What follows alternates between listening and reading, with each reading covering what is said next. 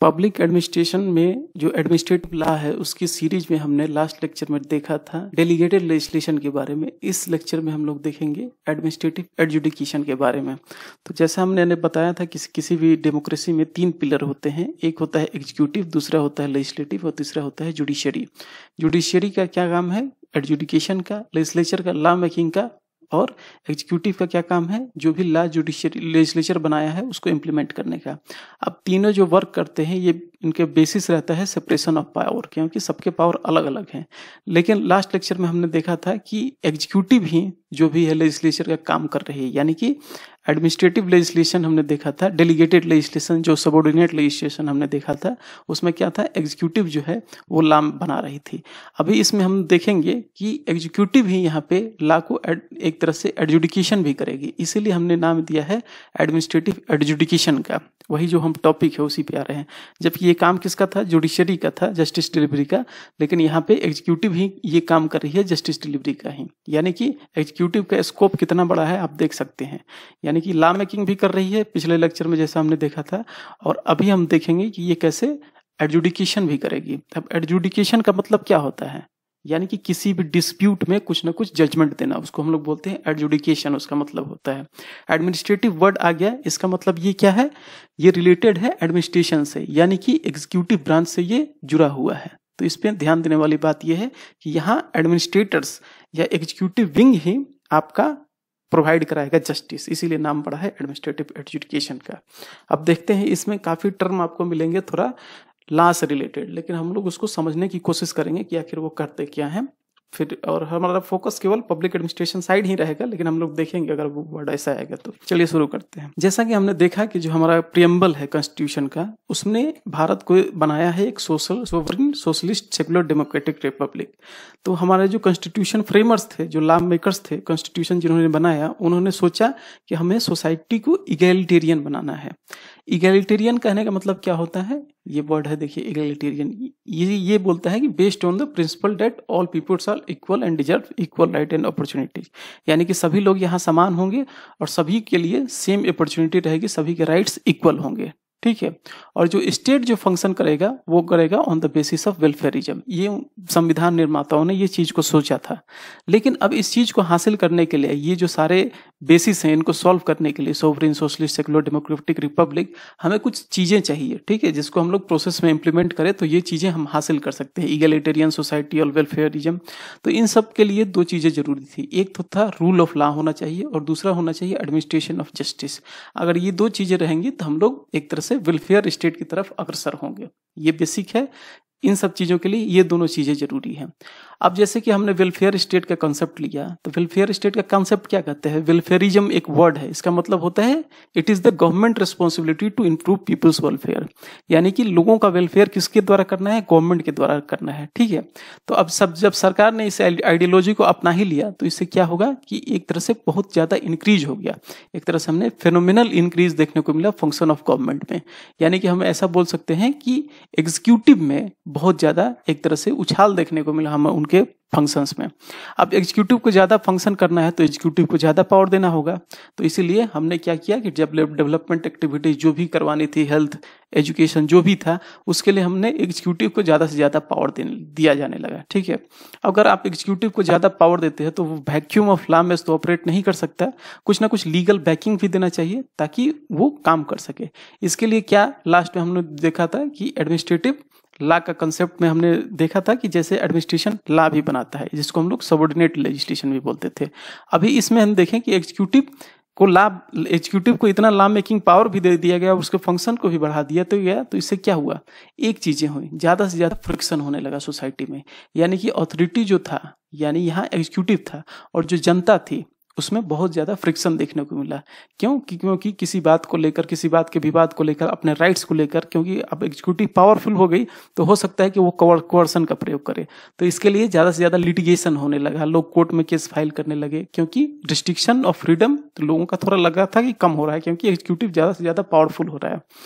अब इसके लिए क्या हुआ कि 2 चीजें हुई। एक तो लेजिस्लेटिव आउटपुट भी बढ़ने लगा, क्योंकि ज्यादा से ज्यादा लॉ इनेक्ट किया जाने लगा। इसके लिए तो एक तरह से हमारा लेजिस्लेटिव आउटपुट भी बढ़ने लगा और दूसरा फ्रिक्शन बढ़ने लगा। अब इन सब चीज़ों के चलते क्या हुआ कि जो हमारा कोर्ट है, जो लेजिस्लेटिव डिलीवरी सिस्टम है, जो जस्टिस डिलीवरी सिस्टम है, वो एक तरह से ओवरबर्डन हो गया, ठीक है, क्योंकि उस पर ज़्यादा से ज़्यादा लोड आने लगा तो वो ओवरबर्डन हो गया। और दूसरे, उसके पास टेक्निकल एक्सपर्टाइज नहीं थी कि आज की इस चेंजिंग दौर में, जहाँ डायनेमिज्म का दौर है, ठीक है, जहाँ फ्लूइडिटी ज़्यादा है, इस दौर में ये सारी रिक्वायरमेंट्स को ये ऑर्डिनरी जो कोर्ट है वो फुलफिल करने में सक्षम नहीं था। तो ये दो चीज़ें थी। क्यों ये दो चीज़ें थी? क्योंकि एक्जीक्यूटिव के पास ज़्यादा पावर था और ज़्यादा कोर्सन का इस्तेमाल था, ज़्यादा से ज़्यादा रूल्स आ रहे थे और फ्रिक्शन था लोगों के बीच में, और एग्जीक्यूटिव के बीच में उस फ्रिक्शन को खत्म करने के लिए लोग कोर्ट के पास जाते थे, ज़्यादा से ज़्यादा लिटिगेशन होता था, जिसके चलते वर्कलोड बढ़ गया था और वो सब्जेक्ट टेक्निकल नेचर के लिए रहते थे। तो इसीलिए हमें कोई ना कोई ऐसा इंस्ट्रूमेंट की जरूरत थी ताकि इन चीज़ों पे काबू पाया जा सके। तो उसके लिए 42वां संविधान संशोधन किया गया। 42वें संविधान संशोधन ये 1976 में किया गया। इसके अगेंस्ट एक पार्ट ऐड किया गया कॉन्स्टिट्यूशन में, जिसको हम लोग बोलते हैं पार्ट 14A। अब ये 42वां संविधान संशोधन किया गया था स्वर्ण सिंह कमेटी के रिकमेंडेशन पे। तो इसमें नया कॉन्स्टिट्यूशन में एक पार्ट ऐड किया। अब ये नया पार्ट ऐड हुआ कॉन्स्टिट्यूशन में, तो इसके अंदर 2 आर्टिकल भी ऐड हुए, जिसको हम लोग बोलते हैं 323A और 323B, ठीक है। और इन्हीं 2 आर्टिकल के चलते हमें एडमिनिस्ट्रेटिव ट्रिब्यूनल्स देखने को मिलता है। यानी कि 2 आर्टिकल हैं 323A और 323B। इन्हीं आर्टिकल के प्रीव्यू में एक्ट बनाए जाएंगे और उसी एक्ट के थ्रू हमें एडमिनिस्ट्रेटिव ट्रिब्यूनल देखने को मिला। अब जैसे मैं बता दूं कि संविधान में अगर कोई आर्टिकल मिलता है तो ये आर्टिकल ही फंक्शन नहीं करता है। इस आर्टिकल को फंक्शन कराने के लिए बैकएंड में आपको एक्ट चाहिए, ठीक है। तो इसी आर्टिकल 323 के अंदर में, ए के अंदर में हमें बनाया क्या, एडमिनिस्ट्रेटिव ट्रिब्यूनल एक्ट 1985, ठीक है। तो ये एक्ट मिलने लगा। ये एक्ट एम्पावर किया था कि एस्टेब्लिशमेंट ऑफ एडमिनिस्ट्रेटिव ट्रिब्यूनल्स। अब देखते हैं कि दोनों आर्टिकल क्या क्या बोलते हैं। आर्टिकल 323A, इसके थ्रू क्या है, एडमिनिस्ट्रेटिव ट्रिब्यूनल बनाए जा सकते हैं जिसमें जो भी डिस्प्यूट होते हैं, जो भी सर्विस से रिलेटेड डिस्प्यूट होते हैं, कंप्लेंट होते हैं, जैसे मान लीजिए कि ऑल इंडिया सर्विस का कोई स्टाफ है या सेंट्रल गवर्नमेंट का कोई स्टाफ है, तो उसको बहुत सारे डिस्प्यूट हो सकते हैं, रिक्रूटमेंट में, कंडीशन ऑफ सर्विस में, ठीक है। तो उसके जितने भी कंप्लेंट है, डिस्प्यूट है, उसके रिजोल्यूशन के लिए जो भी ट्रिब्यूनल बनाया जाएगा वो आर्टिकल 323A के अंतर्गत बनाया जाएगा। और इसको कौन बनाएगा? इसको सेंट्रल गवर्नमेंट ही बना सकता है, पहला चीज। दूसरा है आर्टिकल 323B, ठीक है। इसमें क्या है, इससे रिलेटेड यानी कि सर्विस से को छोड़ के और भी जितने सारे ट्रिब्यूनल है इसमें बनाए जा सकते हैं, ठीक है। तो इसमें जो ट्रिब्यूनल बनाए जाते हैं, जो भी डिस्प्यूट रिजोल्यूशन करता है, उसका सब्जेक्ट क्या रहता है, टैक्सेशन से रिलेटेड, फॉरेन एक्सचेंज से रिलेटेड, इंडस्ट्रियल और लेबर डिस्प्यूट से रिलेटेड, लैंड रिफॉर्म से रिलेटेड, ठीक है, ceiling on urban property, election of parliament and state legislature. तो इसके अंदर ये ट्रिब्यूनल बनाए जाते हैं, ठीक है। तो 323A और 323B। अब यहाँ ध्यान देने वाली बात यह है कि 323A के अंदर केवल सेंटर के भी पास पावर है कि वो ट्रिब्यूनल बना सकता है। जैसे सेंट्रल ने अगर सेंट्रल एडमिनिस्ट्रेटिव ट्रिब्यूनल बनाया है, एक कैट, बहुत सारे ट्रिब्यूनल है, नेशनल ग्रीन ट्रिब्यूनल है, NGT है, तो ये सब क्या है, ये सेंटर के पास ही पावर है कि इसके अंतर्गत कोई भी ट्रिब्यूनल का निर्माण कर सकता है। लेकिन 323B में सेंटर और स्टेट दोनों के पास पावर है कि ये दोनों निर्माण कर सकते हैं ट्रिब्यूनल का, लेकिन subject to their legislative competence. यानी कि स्टेट लिस्ट है, सेंट्रल लिस्ट है, कंकरेंट लिस्ट है ना, और रेसिडुअल सब्जेक्ट, तो उसी सब्जेक्ट के अनुसार वो अपना कानून, कोई भी ट्रिब्यूनल का निर्माण कर सकते हैं। यानी कि ध्यान देना है कि 323B में स्टेट भी बना सकता है, सेंटर भी बना सकता है। 323A के अंदर केवल सेंटर ही बना सकता है। चलते हैं आगे देखते हैं कि हम लोग कि आखिर ये है क्या, एडमिनिस्ट्रेटिव ट्रिब्यूनल्स है क्या, इसका एक डिफिनीशन देते हैं। तो सेंट्रल एडमिनिस्ट्रेटिव ट्रिब्यूनल को 2 तरीके से, सेंट्रल एडमिनिस्ट्रेटिव ट्रिब्यूनल बोल रहा हूँ, सॉरी, एडमिनिस्ट्रेटिव ट्रिब्यूनल को 2 तरीके से डिफाइन किया जा सकता है। एक तो उनके प्रोसीजर पे और दूसरा उनके कॉन्स्टिट्यूशन पे।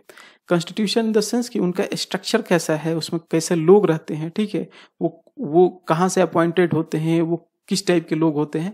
एक डिफिनेशन का बेसिस ये हो सकता है। दूसरा कि उनका प्रोसीजर क्या है, कैसे वो ऑपरेट करते हैं, कौन से बेसिस पे उनका ऑपरेशन है। इन दोनों तरीके से हम लोग डिफाइन कर सकते हैं एडमिनिस्ट्रेटिव ट्रिब्यूनल को। यानी कि ऑर्डिनरी कोर्ट से ये कोर्ट अलग होते हैं, ये ट्रिब्यूनल्स अलग होते हैं। किस मैटर पे? तो कॉन्स्टिट्यूशन के मैटर पे और प्रोसीजर के मैटर पे। कॉन्स्टिट्यूशन यहाँ संविधान नहीं है, यहाँ संरचना है ये, ठीक है। तो अगर हम कंपोजिशन की बात करें तो उसमें क्या है, एडमिनिस्ट्रेटिव ट्रिब्यूनल में एडमिनिस्ट्रेटिव ऑफिशियल्स रहते हैं और एक्सपर्ट रहते हैं, इसमें जज नहीं रहते हैं। पहला ध्यान देने वाली बात यह है कि इस ट्रिब्यूनल में जज नहीं रहते हैं, एडमिनिस्ट्रेटिव ऑफिशियल रहते हैं और एक्सपर्ट रहते हैं।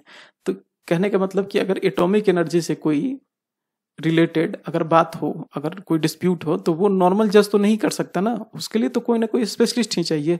तो इसीलिए जो भी एडमिनिस्ट्रेटिव ट्रिब्यूनल डील करता है एटॉमिक एनर्जी से, उसमें कौन से स्टाफ होंगे जो एक्सपर्ट होंगे, ठीक है, वही फैसला देंगे अगर कोई डिस्प्यूट होगा। या एडमिनिस्ट्रेटिव ऑफिशियल्स जो एग्जीक्यूटिव के स्टाफ होंगे, यानी कि पहले वो हो सकता है कि सेक्रेटरी हो, ज्वाइंट सेक्रेटरी हो, अंडर सेक्रेटरी हो, कुछ इस टाइप का पोस्ट जिसका होगा उसी को हम लोग बैठा दिए जज के कुर्सी पे, ठीक है। तो ये पहला स्ट्रक्चर का है, ठीक है, समझ गए। अभी हम लोग कॉन्स्टिट्यूशन पे डिस्कस कर लिए कि इसमें कौन होते हैं। दूसरा है अब प्रोसीजर पे डिस्कस करेंगे, ठीक है। तो जो भी इसमें प्रोसीजर अडॉप्ट किया जाता है वो क्या होता है, सिंपल होता है, ठीक है, और बहुत ही ज्यादा इनफॉर्मल होता है। किससे, बनस्पत की आपके जो नॉर्मल कोर्ट जो है, जैसे कि कौन सा है, सुप्रीम कोर्ट, हाई कोर्ट, ठीक है, जो भी डिस्ट्रिक्ट कोर्ट, ये सारे हैं ऑर्डिनरी कोर्ट्स, इनसे जो प्रोसीजर है अलग होता है, ठीक है। यहाँ क्या है कि जो ज्यादा फोकस नहीं किया जाता है रूल्स ऑफ एविडेंस पे, ठीक है, यानी कि रूल्स ऑफ एविडेंस यहाँ ऑब्जर्व नहीं किया जाता है। अब रूल्स ऑफ एविडेंस क्या है, अब यहाँ थोड़ा टेक्निकल टर्म आ गया। रूल्स ऑफ एविडेंस क्या है कि ये जो रूल है वही डिटरमाइन करता है कि कोर्ट में क्या एविडेंस होगा और क्या एविडेंस नहीं होगा। रूल्स ऑफ एविडेंस के अंतर्गत ये डिसाइड किया जाता है। जैसे कि मान लीजिए कि कोई रिटेन स्टेटमेंट है किसी के द्वारा, ठीक है, और कोई हो सकता है कि बैनामा है, या उसको छोड़िए कोई एफिडेविट है, ठीक है, जैसे कोई फिजिकल ऑब्जेक्ट है, ब्लड सैंपल है, ब्लड रिपोर्ट है, मर्डर जहां हुआ वहां पे कोई चाकू का जो इस्तेमाल कर दिया गया, डीएनए सैंपलिंग, ठीक है, ये क्या है, ये रूल्स ऑफ एविडेंस है। ये एविडेंस के बेसिस पे जो है नॉर्मल कोर्ट फैसला सुनाती है, जबकि यहाँ रूल्स ऑफ एविडेंस को ऑब्जर्व नहीं किया जाता है, ठीक है। और लायर्स जो होते हैं, वकील भी होते हैं, वो कुछ कुछ केस में जा सकते हैं, बाकी उनको भी परमिशन नहीं है अपीयर होने का, ठीक है, वो भी इसमें नहीं जा सकते हैं। यहाँ जो जस्टिस डिलीवरी होती है वो फेयर मैनर में क्विकली होती है, जल्दी से जल्दी होती है। और यहाँ केवल जो क्वेश्चनिंग किया जाता है केवल हियरिंग अफसर के द्वारा, और क्वेश्चन आंसर्स और माइनर फैक्ट्स के बेसिस पे ही जो है डिसीजन सुनाया जाता है, यानी कि डिसीजन काफी स्पीडली होता है, ठीक है। इसमें कोई खर्च करने की जरूरत नहीं है। 50 रुपए में हो सकता है कि आप फॉर्म भरते हैं, कोई भी डिस्प्यूट रेजोल्यूशन के लिए 50 रुपए का खर्चा आएगा, जबकि नॉर्मल आप कोर्ट में जाएंगे तो वहाँ क्या खर्चा बहुत ज़्यादा होगा। आप वकील रखिए, ठीक है, स्टाम्प पेपर का खर्चा आएगा, ठीक है, फाइल कीजिए, कोर्ट हियरिंग के समय चार्ज लगेगा, ये सब चीज़ें नहीं होती यहाँ पे। ये काफ़ी सस्ते में और आपका ये निपट जाएगा। चलते हैं आगे। ये हमने देखा कि बेसिक डिफिनीशन क्या हुआ, तो डिफिनीशन को आप दो आधार पे बांट सकते हैं, कॉन्स्टिट्यूशन के आधार पे यानी स्ट्रक्चर कैसा होता है, और दूसरा क्या वो प्रोसीजर अडेप्ट करते हैं। चलते हैं आगे देखते हैं कि reasons for establishment of tribunal. आखिर हमने ट्रिब्यूनल एस्टेब्लिश किया तो क्यों किया, ठीक है। तो जो पुराना हमारा जुडिशियल सिस्टम है, पुराना जुडिशियल सिस्टम कौन सा, जो कि अभी भी है, उसको पुराना नहीं बोल सकते, वहाँ ट्रेडिशनल जुडिशियल सिस्टम बोल सकते हैं, जिसमें सुप्रीम कोर्ट, हाई कोर्ट, ये सारे जज जो आते हैं और ये जो कोर्ट्स हैं वो ट्रेडिशनल जुडिशियल सिस्टम है, ठीक है। ये इनडेडिकेट है, ये काफ़ी नहीं है सारे डिस्प्यूट को सेटल करने के लिए, और साथ में ये स्लो भी है, कॉस्टली भी है, ठीक है। 10-10 साल बाद फैसला आता है, इसमें कोई एक्सपर्ट नहीं है, कॉम्प्लेक्स है और फॉर्मलिस्टिक है। फॉर्मलिस्टिक का मतलब क्या है, ज्यादा से ज्यादा रूल बेस्ड है, ठीक है। ये पहले से ही ओवरबर्डन है, ठीक है। तो इससे स्पीडी डिलीवरी आपको नहीं देख सकता है, यानी कि स्पीडी जस्टिस नहीं मिल सकता, ठीक है। जैसे कि कोई भी डिस्प्यूट हो गया बिटवीन एम्प्लॉयर एंड एम्प्लॉय, ठीक है, लॉकआउट हो गया, हड़ताल हो गया, ठीक है, ये जो सारे प्रॉब्लम है, इस बर्निल प्रॉब्लम को आप लॉ की मदद से सॉल्व नहीं कर सकते, ठीक है। हो सकता है कि अगर हड़ताल किया हो तो कोई वहां पे लेबर जो है वो वेज को लेकर हड़ताल किए गए हैं, कितना उसमें कितना हाइक होना चाहिए, कितना % हाइक नहीं होना चाहिए, वो किस प्रकार से काम करते हैं, हो सकता है कि उनका काम ऐसा ना हो कि जिसमें हाइक दिया जाए, किस तरह की मशीनरी ऑपरेट करते हैं, क्या होता है। तो ये जो सारे टेक्निकल चीज हैं, ये ऑर्डिनरी कोर्ट के जज को पता नहीं होगा कि वहाँ सर्कमस्टांसेज और सिचुएशन कैसे हैं। लेकिन अगर कोई एडमिनिस्ट्रेटिव ट्रिब्यूनल हो तो यहाँ एक्सपर्ट बैठे रहेंगे, ये जान जाएंगे और उनको इनके अनुसार इनका फैसला सुनाई देंगे, ठीक है। तो इसीलिए टेक्निकल एक्सपर्टाइज है यहाँ पे, इसीलिए, और ये फास्ट भी है वो, और ज्यादा ओवरबर्डन्ड है, इसीलिए हमें एक तरह के नए कोर्ट लाने की स्थापना जरूरत पड़ी। और इसीलिए ये पहला कारण है reasons for emergence of administrative tribunal. क्यों एडमिनिस्ट्रेटिव ट्रिब्यूनल आया, इसमें पहला कारण ये है, एक तो कि वो टेक्निकल नेचर का है, दूसरा कि ये जो टेक्निकल नेचर को वो डील नहीं कर सकते, ये डील कर सकता है एडमिनिस्ट्रेटिव ट्रिब्यूनल। दूसरा कि ट्रेडिशनल जुडिशियल सिस्टम में काफी स्लो है, कॉस्टली है, एक्सपर्ट्स नहीं है, ठीक है, कॉम्प्लेक्स है, तो और ज्यादा ओवरबर्डन्ड है, इसलिए ये प्रॉब्लम को सॉल्व नहीं कर सकता। तो ये पहला रीजन है, इसलिए हम लोग लाए। दूसरा क्या है कि the administrative authority can avoid technicalities. अब आप यहाँ सोचेंगे कि यहाँ टेक्निकलिटीज वर्ड का इस्तेमाल आया और बोल रहे हो कि administrative authority can avoid technicalities यहाँ पे एडमिनिस्ट्रेशन से रिलेटेड नहीं है। यहाँ टेक्निकलिटीज क्या है, जैसे आईपीसी है, सीआरपीसी है, ठीक है। तो आईपीसी सीआरपीसी ये क्या है, ये टेक्निकलिटीज है। और रूल ऑफ लॉ या एविडेंस बेस्ड जो जजमेंट होता है वो सब कहाँ होता है, वो आपको कोर्ट में देखने को मिलेगा। इसलिए बोलते हैं कि जुडिशरी जो है, नॉर्मल जुडिशरी है, वो ज्यादा कंजर्वेटिव है, ठीक है, रिजिड है और टेक्निकल है। यानी कि वो कॉन्स्टिट्यूशन को इंटरप्रेट करेगा, प्रीवियस जजमेंट को इंटरप्रेट करेगा, ठीक है। तो अगर कोई हाई कोर्ट में जजमेंट देता है तो वो आप वो पुराना जजमेंट रेफर करता है कि हाँ मैंने पहले क्या बोला था। तो ये सारी चीजें हैं, रिजिड है, टेक्निकल है। ये टेक्निकलिटीज जो है वो वहां अवेलेबल है, लेकिन एडमिनिस्ट्रेटिव ट्रिब्यूनल में बाउंड नहीं है। रूल ऑफ एविडेंस और प्रोसीजर से ये बाउंड नहीं है। हो सकता है कि कहीं कुछ दूसरा फैसला दे दिया पिछले केस में और इसमें फैसला बदल के भी दे सकता है, ठीक है। तो इसके चलते क्या है, वहां टेक्निकलिटी ज्यादा थी, यहाँ टेक्निकलिटी ज्यादा नहीं है। तो इसीलिए इनका उदय हुआ, ठीक है, कि इन सब पचड़ों में ना पड़ के सीधे जो है प्रैक्टिकली सॉल्यूशन दिया जा सके, ठीक है। क्योंकि ये फंक्शनली काम करते हैं। इनका अप्रोच जो होता है किसका, जो एडमिनिस्ट्रेटिव ट्रिब्यूनल में जज है उनका अप्रोच जो है फंक्शनल होता है। यानी कि इनका फोकस थ्योरेटिकल नहीं होता, यानी कि संविधान, सीआरपीसी और ये सब चीजों पर फोकस नहीं होता, मतलब लीगलिस्टिक अप्रोच नहीं होता। इनका प्रैक्टिकल अप्रोच होता है, क्योंकि एक्चुअल ग्राउंड पर क्या काम हो रहा है उससे ये सब चीजें जानते हैं। इसलिए इनके द्वारा अगर जस्टिस डिलीवरी की गई तो वो कॉम्प्लेक्स प्रॉब्लम को भी बहुत आसानी से डिलीवर कर सकते हैं। तो ये भी एक तरह से इनके उदय का कारण है, ठीक है। तीसरा हम देखते हैं कि ये एडमिनिस्ट्रेटिव ट्रिब्यूनल प्रिवेंटिव मेजर्स भी ले सकता है, ठीक है, जो कि नॉर्मल कोर्ट प्रिवेंटिव मेजर नहीं ले सकता। अगर प्रिवेंटिव मेजर पहले ही ले लिया जाए तो हो सकता है कि डिस्प्यूट ना आए। तो उदाहरण से समझते हैं कि कहीं कोई आदमी है, ठीक है, और वो किसी मान लीजिए कोल माइन में काम कर रहा है, ठीक है, कोल माइन में काम कर रहा है, वो काम करते करते उसका एक्सीडेंट हो जाए या कुछ भी हो जाए, ठीक है। तो वहां क्या है, यहाँ कोई प्रिवेंटिव मेजर नहीं। इसके बाद ये हो सकता है कि कोर्ट जाए कि नहीं मुझे कंपनसेशन दीजिए, मुझे पैसा दीजिए, ठीक है। तो कोर्ट क्या है, कोल माइन कैसे काम करेगी, ऑपरेट करेगी, इसमें सिविल कोर्ट या हाई कोर्ट क्या उसमें पहले से कुछ गाइडलाइंस दे सकता है। लेकिन यहाँ पे जो है ये प्रिवेंटिव मेजर्स दे सकते हैं। यानी कि ये जो ट्रिब्यूनल्स है ये पहले ही आपको बता सकते हैं। कहने का मतलब है कि पहले ही वो वार्न कर सकते हैं कि ठीक है आप इन सब चीजों को अपनाइए ताकि आपका एक्सीडेंट ना हो। यानी कि कुछ प्रिकॉशनरी मेजर ये पहले ही इशू कर देते हैं कि जो भी माइंस होंगे, कोल माइंस में होंगे, उसमें ये set of rules and regulation जो है वो आपको अडॉप्ट करना होगा और उसके बाद अगर कोई प्रॉब्लम होता है तो फिर ये कोर्ट में आएंगे। तो इसीलिए बाद में किसी को पनिश करने से या एडजुडिकेशन देने से अच्छा है कि प्रिवेंटिव मेजर को अपनाया जाए, जिससे एक्सीडेंट या हो सकता है कि बाद में जो डिस्प्यूट हो उसमें कमी लाई जा सकती है, ठीक है। तो इसीलिए इसका कारण उदय हुआ क्योंकि इनके पास ये सुविधा है, एडमिनिस्ट्रेटिव अथॉरिटी के पास ये सुविधा है कि वो इशू कर सकते हैं प्रिवेंटिव मेजर्स, ठीक है। ट्रिब्यूनल्स भी प्रिवेंटिव मेजर्स इशू कर सकते हैं कि आज के बाद ये सारी चीजें आप अपना सकते हैं, लेकिन कोर्ट ये चीजें नहीं कर सकता। तो ये भी उदय का एक तरह से आपको कारण दिखाएगा। चलते हैं आगे, नेक्स्ट स्टेप देखते हैं, चौथा क्या है, ठीक है। तो चौथे आप देखिएगा कि यहाँ पे लिखा है कि administrative authority can take effective step for enforcement of aforesaid preventive measures, ठीक है। यानी कि ये प्रिवेंटिव मेजर्स भी ले सकते हैं, जैसे सस्पेंशन हुआ, ठीक है। तो जो एडमिनिस्ट्रेटिव अथॉरिटी है, ठीक है, वही ये सारी काम कर सकता है, जैसे रिवोकेशन हुआ, कैंसिलेशन ऑफ लाइसेंस हुआ, डिस्ट्रक्शन ऑफ कंटेंट आर्टिकल्स हुआ, ठीक है। लेकिन ये ऑर्डिनरी कोर्ट ऑफ लॉ नहीं कर सकता। तो ये एक तरह से एडमिनिस्ट्रेटिव अथॉरिटी के अंदर आता है ये सारी चीजें करना, और हो सकता है कि इसके अंदर जो एडमिनिस्ट्रेटिव ट्रिब्यूनल्स हैं वो भी ये सारे काम कर सकें, वो ऑर्डर के थ्रू या कुछ करके डायरेक्ट वो पहले ही प्रिवेंटिव तरीके से, ताकि वो कुछ एक्ट हो ना, लेकिन उसके पहले ही ये सारी चीजें कर सकते हैं।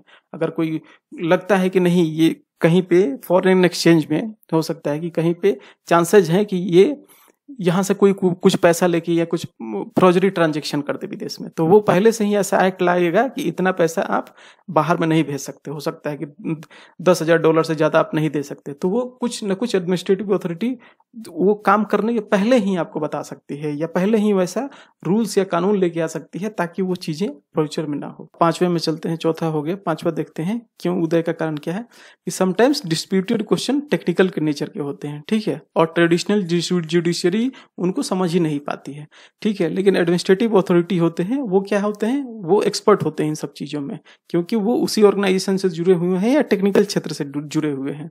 जैसे कि आप देखिए कि कोई प्रॉब्लम हो relating to atomic energy, gas, electricity वगैरह, ये सब में कौन डील कर सकता है? इसमें ऑर्डिनरी कोर्ट डील नहीं कर सकता, इसमें कोई जो टेक्निकल आदमी है वही डील कर सकता है। ऑर्डिनरी जजेस में कोई डिस्प्यूट का कोई रिजोल्यूशन नहीं दे सकता, इसलिए इन सब चीज़ों की जरूरत पड़ी। नहीं समझ में आया, ठीक है, मैं कोशिश करता हूँ समझाने का एक एग्जाम्पल से। देखिए, मान लीजिए कि राम नाम का कोई आदमी है, ठीक है, ये किसी फैक्ट्री में काम करता है। अब इस फैक्ट्री में मशीन पे ये काम कर रहा था, इसका हाथ कट गया इसका। अब इसका हाथ कट गया, ये दो रीजन से कट सकता है। एक तो इसका जो वर्कमैनशिप था वो पुअर था, यानी कि ये सही से काम नहीं किया। दूसरा रीजन हो सकता है इसके हाथ कटने का कि जो सेफ्टी प्रिकॉशंस थे वो मैनेजमेंट ने सही से इसमें इस्तेमाल नहीं किया, यानी कि मैनेजमेंट की गलती के कारण इसका हाथ कटा। तो दो चीजें हो सकती हैं। अब इस दोनों मैटर में बताइए कि अगर ये मैटर जाएगा सिविल जज के पास तो वो क्या फैसला सुनाएगा? उसके पास पता ही नहीं है कि फैक्ट्री में मशीन कैसे ऑपरेट होता है, किस कारण से इसका हाथ कट सकता है, ठीक है। वो सारे टेक्निकल चीजें जो है एक्सपर्ट ही समझ सकता है कि आखिर क्या गलती हुई होगी थी कि ये इसका हाथ कटा है और हमारे पास कंपनसेशन मांगने की आया है। तो इसमें क्या है कि इनके पास एक्सपर्टाइज नहीं है, ट्रेडिशनल जुडिशरी के साथ पास इतना एक्सपर्टाइज नहीं है कि वो इस पे फैसला सुना सके। यहाँ क्या आता है, इसीलिए एडमिनिस्ट्रेटिव अथॉरिटी जो है, ठीक है, जिनको कि एक्सपर्ट द्वारा मैन किया जाता है, वो इस सब प्रॉब्लम को सॉल्व कर सकते हैं। तो ये भी एक कारण है, रीजन है उदय का। चलते हैं आगे देखते हैं कि एडवांटेजेस क्या है एडमिनिस्ट्रेटिव ट्रिब्यूनल के, आखिर ये क्यों जरूरी है। तो पहला है इसका फ्लेक्सिबिलिटी कहने का मतलब ये लचीला है। लचीला इन द सेंस कि जो नॉर्मल जो कोर्ट है, ठीक है, वो उनका फोकस कहाँ रहता है? उनका फोकस रहता है बहुत सारे लॉज पे, एक्ट आया है उस पे, कॉन्स्टिट्यूशन पे, ठीक है। उसके बाद बहुत सारे रूल पे फोकस करते हैं, रेगुलेशन पे फोकस करते हैं, प्रीवियस जजमेंट पे फोकस करते हैं। तो सीआरपीसी, सीपीसी, इनका फोकस रहता है। इसलिए क्या होते हैं, जो जज जो रहता है या जो नॉर्मल कोर्ट रहते हैं वो काफी रिजिड रहते हैं अप्रोच में, जबकि इनको ये सारी चीजें नहीं देखना है एडमिनिस्ट्रेटिव ट्रिब्यूनल को, ठीक है। तो ये एडमिनिस्ट्रेटिव ट्रिब्यूनल को केवल principal of natural justice follow करना है, ठीक है। Principal of natural justice he follow करना है और बाकी ये सब चीजें फॉलो नहीं करनी है। इसलिए इसका अप्रोच क्या है, फ्लेक्सिबल है, ठीक है। और जो ट्रेडिशनल जो जुडिशरी है उसका क्या है, कंजर्वेटिव है, ठीक है। ज्यादा इनइलास्टिसिटी है उसकी अप्रोच में, ठीक है। तो इसीलिए क्या हो सकता है कि आज के जो रैपिडली चेंजिंग सोशल कंडीशन में वो अप्रोच यहाँ पे लागू नहीं हो सकता है। यहाँ पे एडमिनिस्ट्रेटिव एडजुडिकेशन ही सही से काम करेगा, क्योंकि इसमें रूल बाउंड नहीं है, ठीक है।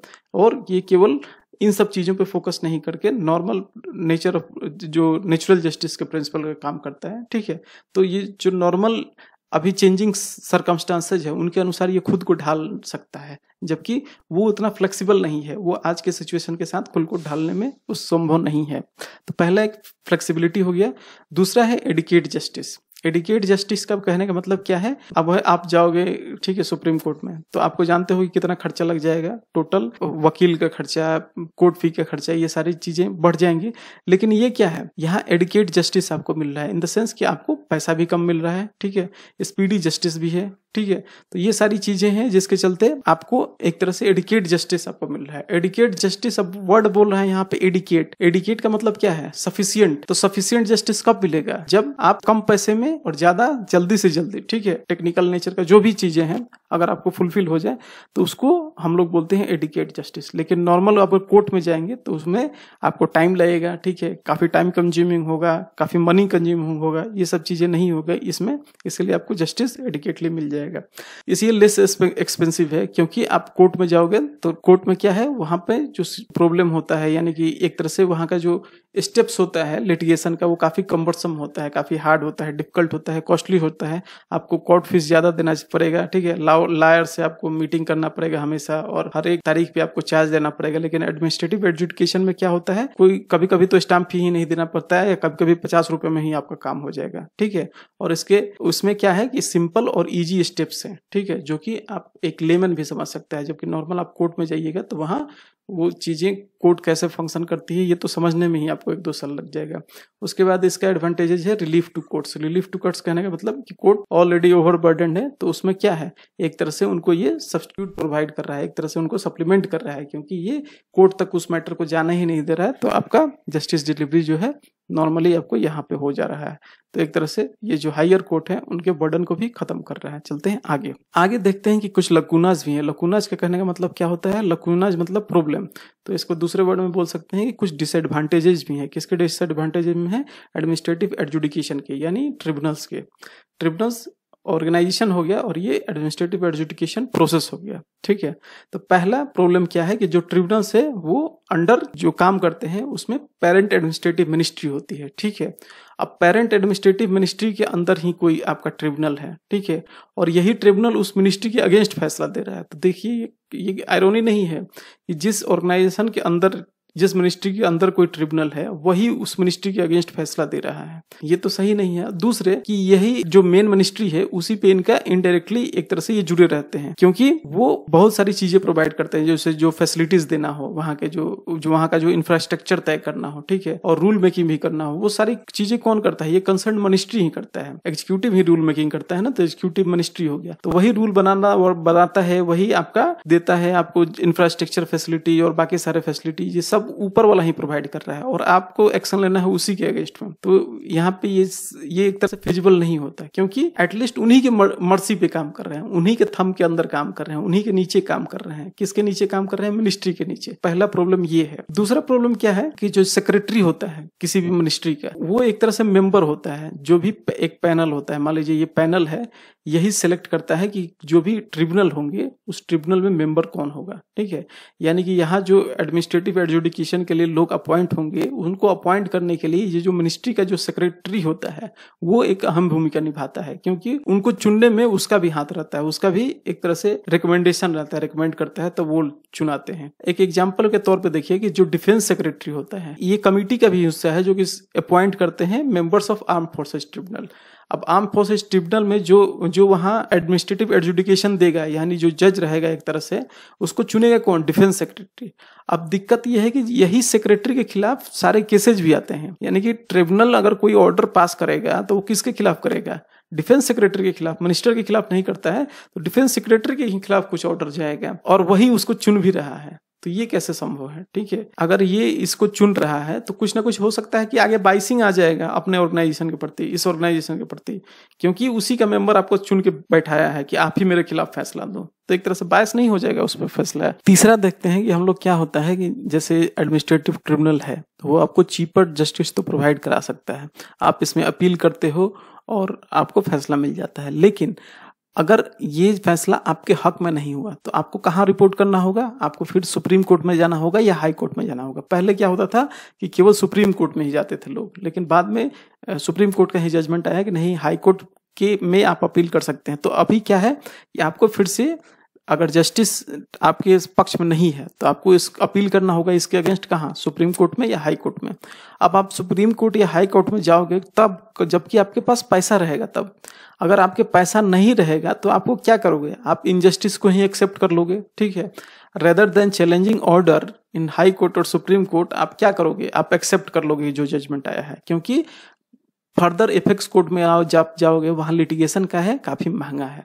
तो ये भी एक तरह का प्रॉब्लम है इसमें। ठीक है, इसके बाद सीधे आपको और एपेक्स कोर्ट में जाना होगा और वहां पे खर्चा बहुत ज्यादा बढ़ जाता है। चौथा है कि कई बार ऐसा देखा गया है कि जो भी मिनिस्ट्री में काम कर रहा है कोई एडमिनिस्ट्रेटर, ठीक है, जैसे सेक्रेटरी, ज्वाइंट सेक्रेटरी, जो भी हो, उसी को बाद में बनाया जाता है एडमिनिस्ट्रेटिव ट्रिब्यूनल का, मान लीजिए जज। तो अब देखिए उसमें क्या होगा, एक तरह से ओवर फैमिलियरिटी होगा अपने ऑर्गेनाइजेशन को लेकर, क्योंकि पहले वो उसमें काम कर चुका है। अब जो भी जजमेंट देना है उसी के पक्ष में, उसी के खिलाफ में देना है।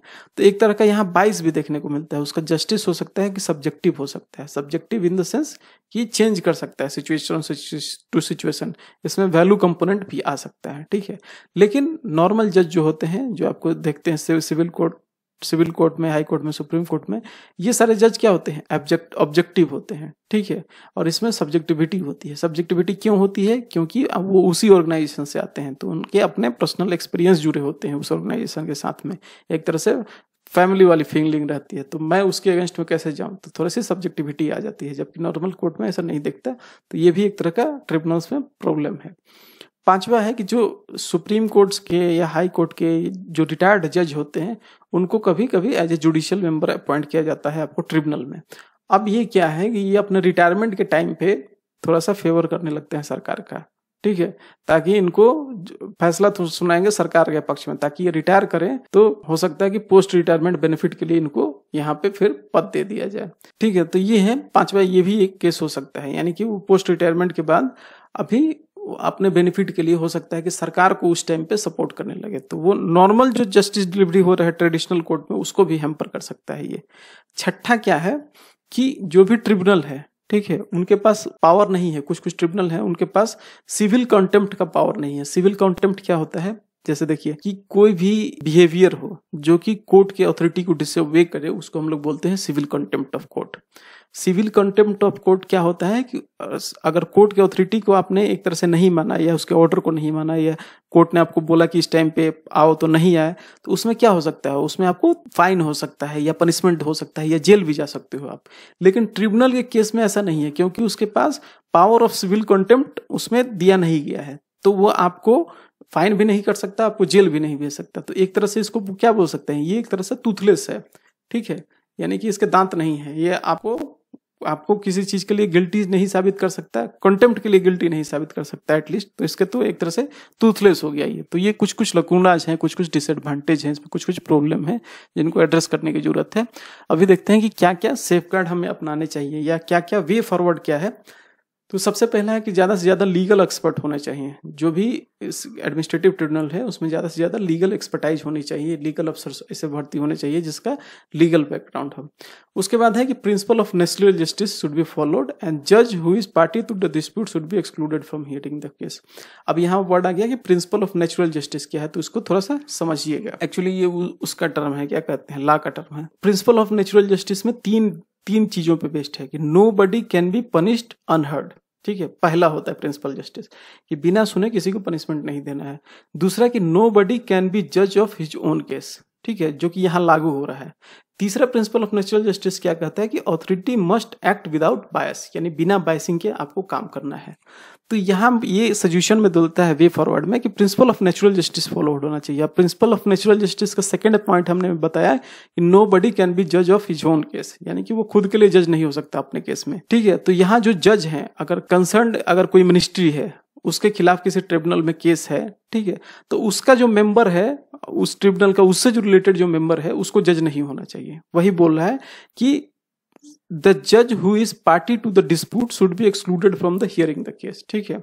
तो जज पार्टी अगर डिस्प्यूट में कैसे हो सकता है, यानी कि अगर उस ऑर्गेनाइजेशन से जुड़ा हो या कुछ वैसा हो तो वो उस ऑर्गेनाइजेशन वो पार्टी हो सकता है। तो इस केस में क्या है, principal of natural justice follow होना चाहिए और जो जज है अपने ही केस के लिए जज नहीं बन जाना चाहिए किसी को। तो ये यहाँ पे दूसरा चीज ये है, ठीक है। तीसरा है मोर ऑटोनॉमी शुड बी गिवन, ये सब क्लीशे हैं, ये सारे चीजें में आप हर जगह लिख सकते हो, more autonomy should be given, ठीक है। चौथा क्या है, members of civil society should be included, civil society क्या है, एनजीओ वगैरह, इन सब के जो मेंबर्स हैं उनको भी इंक्लूड करना चाहिए इसमें।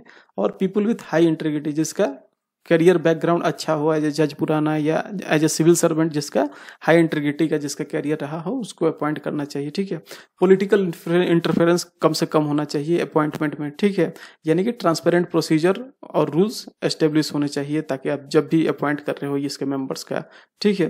Rule of tested evidence should be followed, जो मैंने रूल ऑफ एविडेंस कहाँ बताया था, शुरुआत में बताया था कि एविडेंस बेस्ड होना चाहिए, ठीक है। यहाँ पे एविडेंस बेस्ड नहीं होता है, यहाँ केवल हियरिंग होती है जो डिस्प्यूट रेजोल्यूशन के जो दोनों पार्टी जाते हैं और वो केवल नॉर्मली वो जो बात बोलते हैं उसी को रिकॉर्डिंग करके कोई भी फैसला सुना दिया जाता है, या ज्यादा से ज्यादा माइनर थोड़ा बहुत देखा गया होगा कि पेपर के पहले क्या हुआ था अब क्या हुआ है, ऐसा नहीं है। पूरा प्रिंसिपल्स ऑफ एविडेंस पालन होने चाहिए, यानी कि एक तरह से गवाही होनी चाहिए, रिकॉर्डिंग होनी चाहिए उनके आवाज की, ये सारी चीजें फॉलो की जानी चाहिए यहाँ पे। और जो भी पार्टीज हैं उनको अपना व्यू प्रेजेंट करने का मौका देना चाहिए और कोई भी जजमेंट देने से पहले उनकी बातों को सुनना चाहिए, ठीक है। तो कोई भी नतीजे से पहले पहुंचने से पहले दोनों पार्टी की बात को सुन के ही कोई भी नतीजे पे पहुंचना चाहिए। तो ये था एडमिनिस्ट्रेटिव एडजुडिकेशन के बारे में। अगर आपको स्लो लगता है थोड़ा फास्ट करके देखिए। नेक्स्ट टॉपिक हम लोग स्टार्ट करेंगे कंपैरेटिव पब्लिक एडमिनिस्ट्रेशन। धन्यवाद।